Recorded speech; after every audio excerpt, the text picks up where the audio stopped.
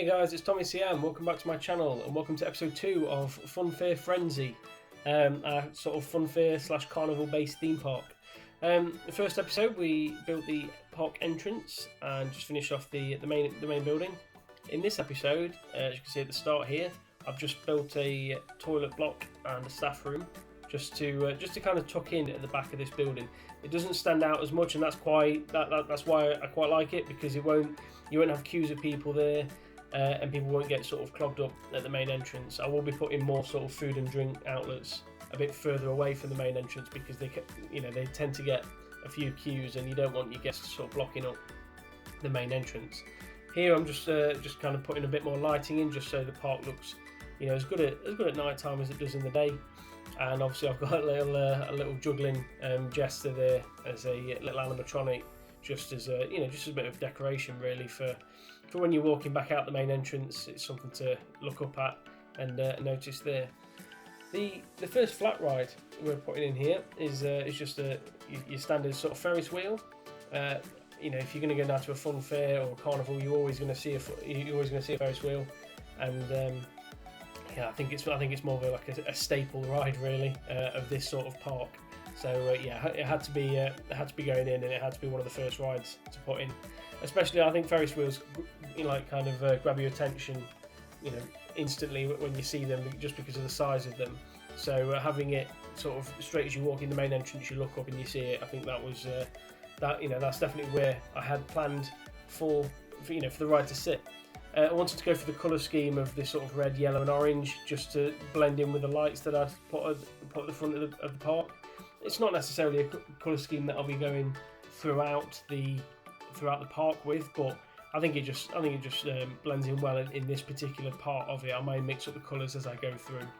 In terms of theming, I'm just kind of going with these bushes and trees and plants just to add something to the ride. Obviously these are flat rides, so there's a limited amount of theming you can do to them. But unlike my previous series, I won't be sort of messing with the terrain as much. I will be doing a bit of terrain work, but not masses in this park.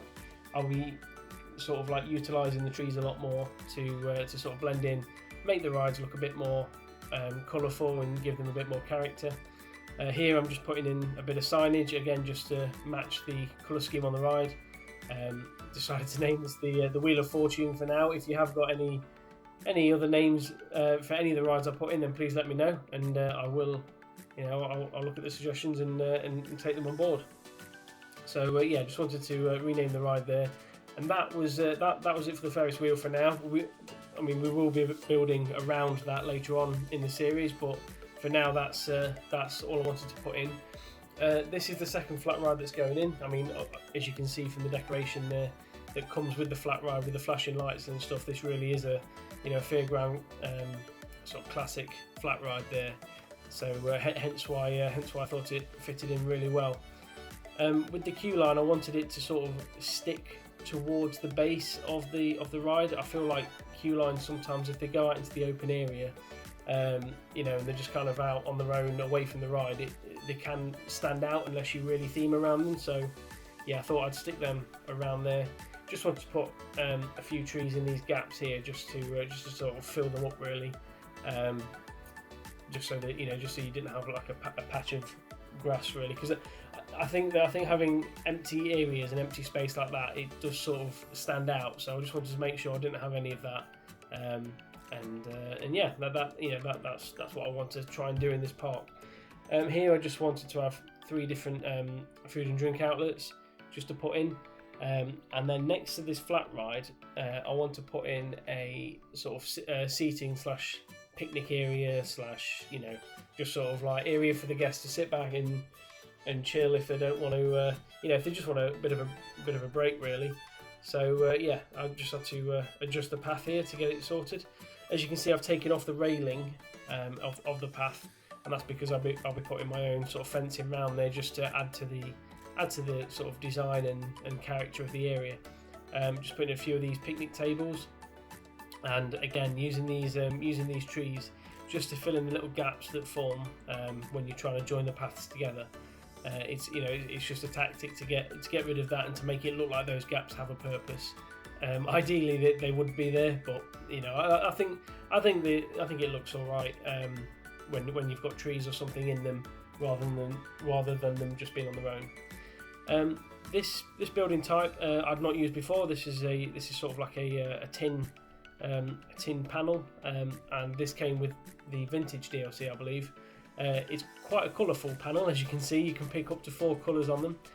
So what I thought I'd do is pick the colours to match the flat ride in the background. So there's a lot of blues, purples, reds, and just a little bit of green. So yeah, I thought I'd go with that, and then go for this sort of corrugated metal roof. And yeah, I'm quite pleased with how this building works. I didn't want anything too big, but it's it's enough to offer guests some food and drink whilst they're next to the seating area, and like I say, because it blends in with the flat ride in the back, it kind of fits the area quite well on its own. I was just kind of flicking through the signage here, trying to find the right sort of size signage to suit the building, because I appreciate it wasn't, it's not the biggest building in the world, so I didn't want a great big sign going in there.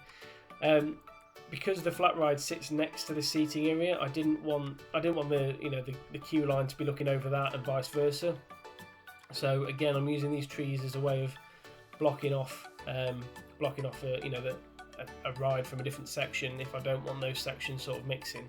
So yeah, that was my thinking there. I wanted to continue the path around here because I wanted this seating area to be completely separate on its own. So what I will do, because I've obviously taken the railings off, is I'll be putting in this sort of wooden stake fencing here all the way around, just to add to the character really of the area. And as you can see from here, now that it's all done, it does look really nice, and I'm quite pleased with how it does turn out. At this point, I was kind of flicking through, seeing if I could add any other sort of decorations, any other shops, facilities, etc. in the area. So, but I mean, in the end, I decided to just put a few music speakers in.